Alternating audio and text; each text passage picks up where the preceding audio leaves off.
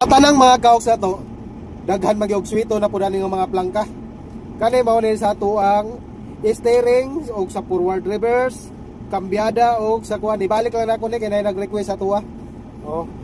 Paglubag na to ni, kani basta naka safety brake ni siya, naka parking brake, dili gini siya mudagan no. Ingit sa to forward, neutral, reverse, dili gini siya mudagan. Mao ni siya pag i-release na to ni siya, automatic na siya pag i-forward na to. Dili na nato ikuan kay naay guard sa kuan. Oh, parehasa ni. Ang kani siya mao ni siya ipasaka sa atong kambyada. Pak. Nakapirmira ta. Kaya to pagtuplo ko na to ni siya nakasekunda, tresira. Dayon og reduce ka dire. Og mao po ni sa tuang RPM ha. Og mao po ni sa atuang automatic nga kambyada. Kana diha nakakuan man natong gear. Paglubago na to siya dire kaysa mauna na siya daw. Pirmira ang forward, segunda ang atras. Paglubagon po na itong ikaduha dire, segunda atras, segunda abante. Pag ibutang na to sa ikatulo, mubali na po na siya. Ang reverse na po pirmira o segunda ang forward. Aux kayo. Mao na ni siya ang manual. Aux kayo. Kung ibutang na to siya dire, zero na siya. Nagdepende na sa imuhang kambyada dire. Aux kayo, salamat sa pagtanaw. Unta makatabang sa inyo hari. Wala pa yun kay balolo kani mao nito ang plangka sa blade ha. Ato ay pasaka ha. Ipanaog.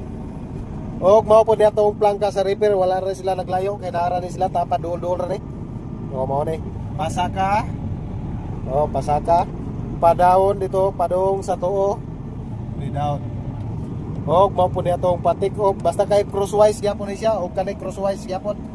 Og daghang salamat og aux kayo. Putay hatag ng mga tips og unsa gini siya kani. Mao ni ato ang hydraulic lock mga kaok sa wala pa gyud ka-testing ha. Or sa nakabalo na pagkuan sa unit pero sa mga parehasa ning Caterpillar nga mga bago mga dili man giningon nga latest pero mao ni atong hydraulic lock ha. Og kani mao ni atong reverse pan. Kung siga na siya dia og maka-reverse na to ang pan. O kanang nag-green mao na siya. Mao ni siya dire Aux kayo og salamat kay inyong pagtanaw. Apel lang po nato ni ato ang kuan sa aircon ha. Mao ni atong switch sa aircon. Og mao po ni atong control sa kainiton og sa kabugnawon. Kani pwede po nimo ni ibutang diha ha para magbahin ang kainit og ang kabugnaw. Og mao ni atong adjust sa blower. Primero ikaduha pag kusog-kusog, dayon ikatulo kusog. Dayon mao na gini siya pinakalas nga kusog na to, ikaupat. Kasagaran diri ra ta sa number 1 kay perti ng bugnawa o kuan na to. Pero kaniya tong temperature o bugnaw lang ang panahon, pwede na to ibutang diha. Pero init jud daw, diri na to ipaubos atong bayo. Mao na siya, aux kayo.